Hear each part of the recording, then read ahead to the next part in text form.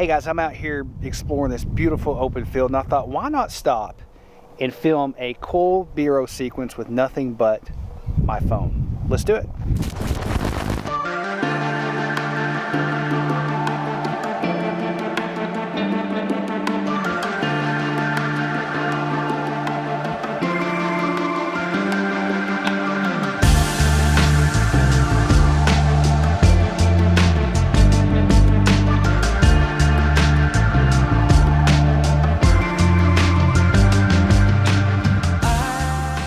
I always try to look for something that's going to be really appealing to the eye, and a lot of times, you know, we were like, well, I don't have the best equipment or the best gear, so I really can't film anything cool. But that's really not true, because most of the time our phones can shoot some really cool footage. So a lot of times when I'm out scoping out a place and I'm going to film a B-roll sequence, I try to look for what's interesting and what the eye normally don't see. So that means for me, I want to get away from anything that's height level or eye level. So you want to get low or get high, and then also with your cell phone, you always want to get close to a subject, because that's going to give you that bokeh, that blurry background. So there's all this hay, I guess it's hay, whatever it is in this field.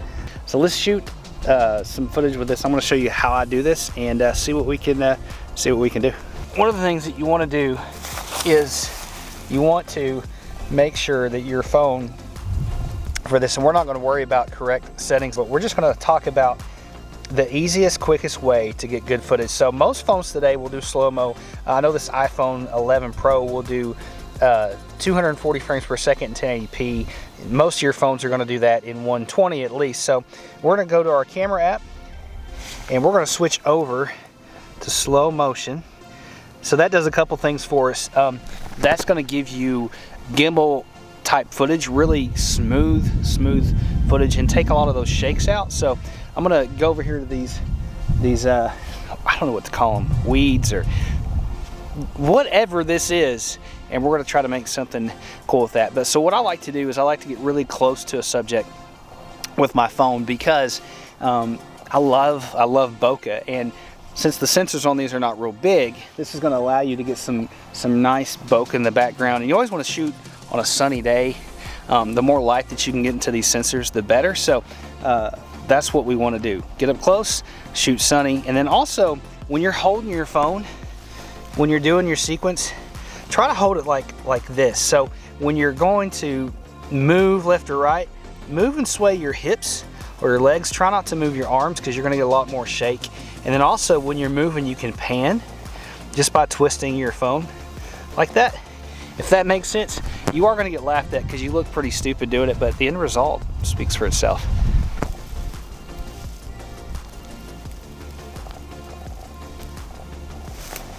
All right. So that's one of the things I just love to do. So there's also some, I always say this backwards. There is some bales of hay over here. We're gonna go check those out, because I think that might make for a cool feel, and also kind of add to what we're doing. So there's a lot of fine detail in this. We get the lens as close to the side of this as we can, and we pull back. So I don't know, because there's a lot of depth. You always want to shoot with depth in the background. So I thought maybe that might look cool. You're definitely gonna get laughed at, but that's okay.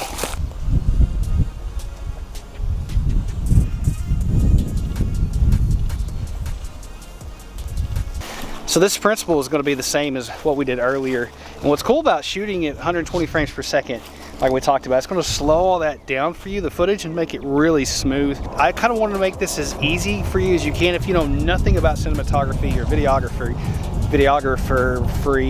I can't talk.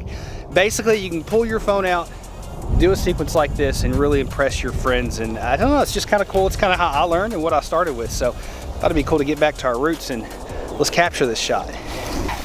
This should be wide enough. Should be. It should be good. And just kind of a pan, top of the shot. Golly, it's windy. Oh, man. Oh, I'm sore.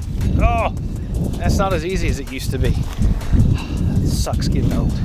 One of the things I love to do is get a hand shot, you know, pushing through pushing through the deal like this. Now, this is not an easy shot to get because most of the time you have somebody else filming that, so I'm not sure how that's going to work, but I thought we would try. Okay, here we go.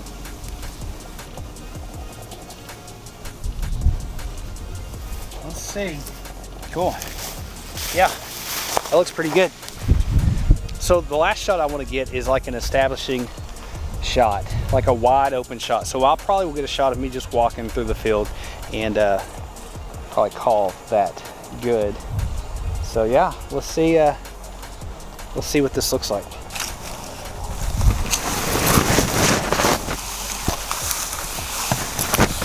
Okay, that's it. Let's go back and edit this footage and see what we got. So you got your project open up in Final Cut Pro or whatever editing software you use. So I generally will take all the clips that I have them imported into a project, and what I'm going to do is I'm going to take these clips and I am going to drop them one by one into the timeline. Now that I got all these lined up into my timeline, I can start going and cutting these and figuring out what flows, what doesn't. And like I said, there's a lot of different ways that you can do this. And this is just the way I edit my workflow. Don't beat me up too much in the comment section if I'm not doing things that you think are proper and correct. Because I think that whatever works best for you is what matters. Because the end result in editing, that's all that really matters. So I'll tell you a little tip that really helped me out. I had a friend of mine that was an editor that I really looked up to, and his stuff was really good. And I asked him, what's the one piece of advice you could give me to help me grow?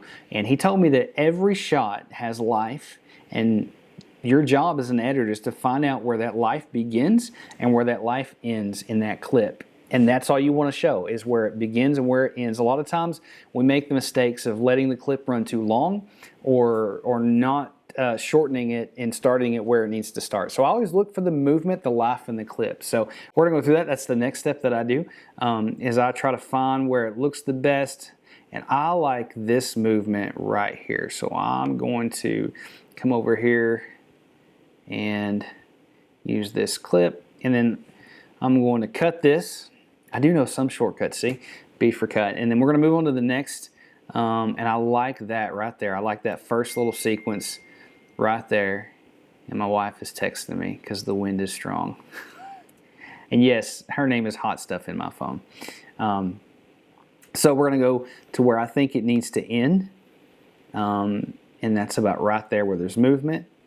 So we're going to remove that, and then we're going to find this clip, the same thing, where it begins, where life begins and life ends. And here's my favorite shot, is this hand shot. I love that shot. I don't know why, but I'm going to go through here, and remember, we're finding where the life begins, where it starts and where it finishes. So I like the way it starts about right there, and we're going to let that roll for a minute, and then we're going to end it right there. So for the last shot, and for whatever reason, I'm not sure why this thing loaded it upside down. That's going to happen sometimes. So you just basically, you're going to flip this around and you're going to get it where it is in the right direction, and then it's level. Same principle. We're going to find life where it begins, and I like that right there, right before I take that step. All right, so the next thing I like to do is I will go in and find music. So we're going to go to the Upset. It's just a song that I had already picked out. So we're going to drop this into our timeline, and we're going to line it up. And then what I like to do is I always like to go and listen and make sure that it's on beat with the music. One of the biggest tricks you can do is, besides finding the life in a clip, is time it up to the beat of the music, and that really adds a lot to your editing and to your flow. That's one of the tricks that I always use. So this one, let's listen to see what it sounds like, and that helps with the cuts.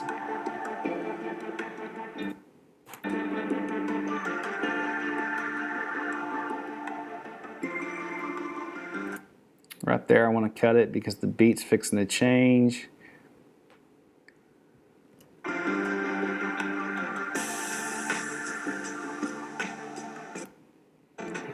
And there's another beat. It changes on beat. And you want to make sure that you're getting them lined up on beat. The next step that I like to do is I like to color grade my footage, and That doesn't have to be really hard, and if you need more information about this one, like to know a little bit more, let me know. But I always try to go through and, this is iPhone footage or cell phone footage is extremely saturated, so I always try to turn the saturation down on these. I like how all this looks, so the next thing I do is I go in here to the colors and I apply custom LUT. We're gonna go down here to this, the orange and teal. I love orange and teal. It kind of makes that pop. It gives it a really nice look, and the sky has kind of a unique look. So one of the last things that I like to do is and there's a plug-in for this, and you can do it without a plugin, but the plugin is so much easier to use. But there's a company that's called Pixel Film Studios that I like to use. This is not sponsored by them either, but they're a great company with a ton of plugins, and they've got a bunch of different overlays and different things you can use. But I use this custom box plugin, and I will take this and drag it over the whole clip to give it those bars at the top and the bottom that kind of give it that nice cinematic look. And I'm going to go over here and turn this transition time. I'm dyslexic, by the way, if you guys don't know, if I've not said it before. So just forgive me if I say something that doesn't make sense. So I'm going to turn that to 0, and then I'm going to bump this up to where it looks like that. And here is our cinematic B-roll clip.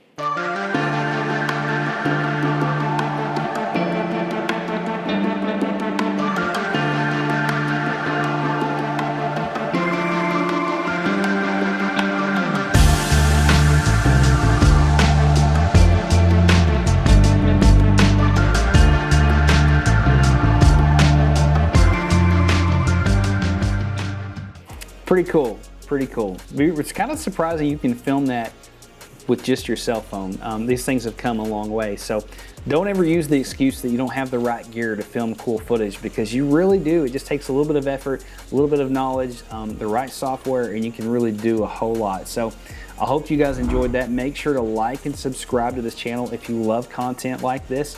I love interacting with you guys. Comment down below, and we'll catch you in the next video. Peace.